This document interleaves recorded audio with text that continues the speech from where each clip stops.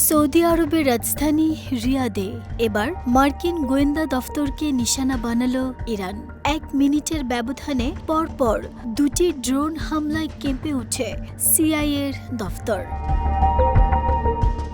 ইরানের সরকারি সংবাদ মাধ্যমের প্রতিবেদনে দাবি করা হয়েছে, সৌদি আরবে মার্কিন দূতাবাসে সিআইএর দফতর লক্ষ্য করে শক্তিশালী হামলা চালানো হয়েছে। প্রথমে হামলা চালানো হয় স্থানীয় সময় দিবাগত রাত 1:30টায়। তার 1 মিনিটের মধ্যেই আরও একটি ড্রোন হামলা চালানো হয়।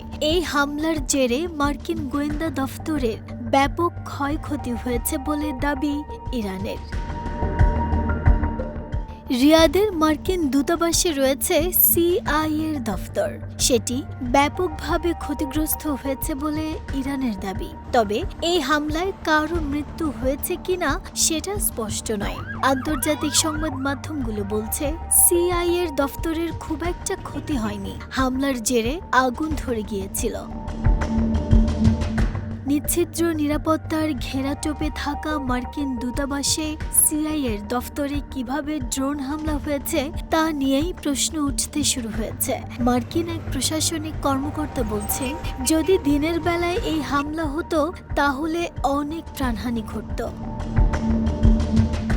এদিকে ইরান বলছে, এ ঘটনায় প্রমাণ করে দিল যে আমেরিকানরা যেখানেই থাকুক না কেন ইরান তাদের নাগাল পাবেই, তাদেরকে টার্গেট করা হবে।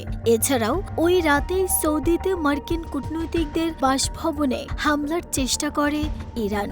দূতাবাস থেকে কয়েক মিটার দূরেই তাদের বাসভবন, কিন্তু সেই হামলা আটকে দেওয়া হয়েছে বলে দাবি সৌদির। নাহিদা, স্মৃতি, দেশ রূপান্তর।